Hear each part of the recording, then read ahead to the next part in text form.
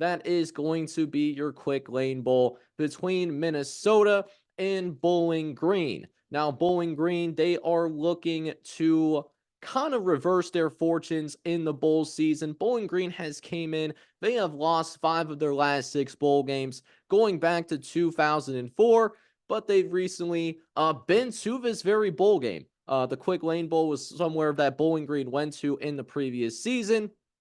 They lost to New Mexico State 24-19 last year.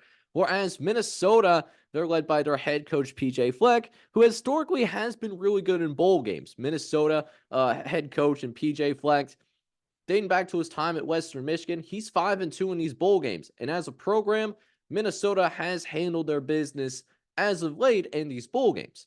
They've won their last 6 bowl games after losing 7 in a row previously. That does also include a Pinstripe Bowl appearance last season for the Minnesota Golden Gophers, where they narrowly beat Syracuse 28-20. So, all that being said, let's go ahead and dive into what could be the difference maker in terms of who wins this Quick Lane Bowl this year. Because ironically, Bowling Green and Minnesota actually got together as recently as 2021.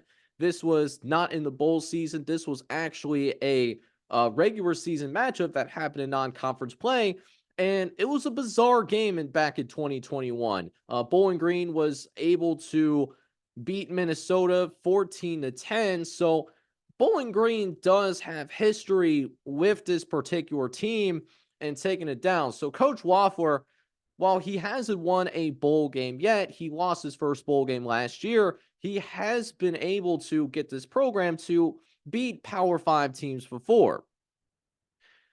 But here's also some interesting history about this Minnesota team, right? So this Minnesota team, again, they are in here because former teams went to class. That's the reason why Minnesota is in here.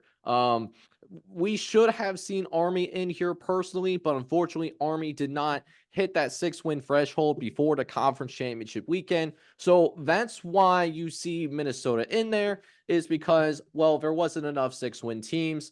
Army did not get to that 6-win threshold before the conference championship weekend. And also, they have the highest academic progress rating of all the 5 and 7 teams. So that's how the NCAA decides who gets a bowl invite if you go 5 and 7. It's based off that APR rating. Minnesota does have the highest one. I heard someone say, like one of my coworkers right before I went on the holiday leave, saying that, oh, Minnesota got in because they're from a big conference, they're from a big market. No, that's wrong. That's absolutely wrong. And if someone tells you that, that's a casual take. That's how you can figure out who's the casuals are in your friend group. If someone says something like that. So Minnesota is in because they're 5 and 7. However, why we're not writing off Minnesota to lose this game necessarily is because these aren't the type of games that PJ Fleck loses. We talked about the bowl record for PJ Fleck. PJ Fleck is very good in these bowl games. And while this year's team for Minnesota is certainly not great, we don't want to even say that it's a good team this year. But they did roll Eastern Michigan. We did see them push past Louisiana. Those are 2 teams that went to bowl games from the group of 5. So, in other words, even with Minnesota being as offensively challenged that we have seen Minnesota this year, they don't really have their quarterback. The good news is that Minnesota should have an advantage at the line of scrimmage on both sides of the ball, and that should make a difference in what could very well be a low-scoring battle that could come down to field goals. And what also helps in Minnesota's favor is Minnesota has a very good kicker. We hardly talk about kickers on this podcast, but with it being so close, being so narrow-minded, Minnesota's Dragan Kasic, he's the kicker for Minnesota.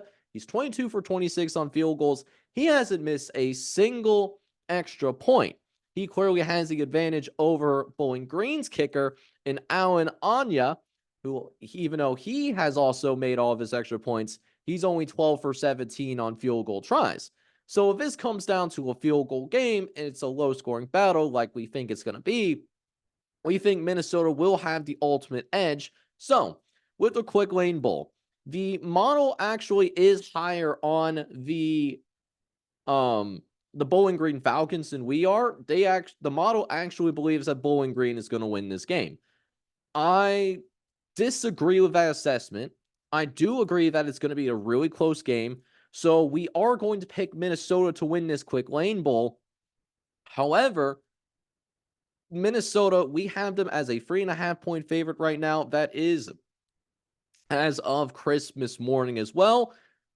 We're going to have Bowling Green cover this. I think it is going to come down to maybe like a last second field goal type deal, but we do think Minnesota is going to come out and win this quick lane bowl. But I don't have a lot of confidence in this particular pick. We'll certainly put it in that type of lens.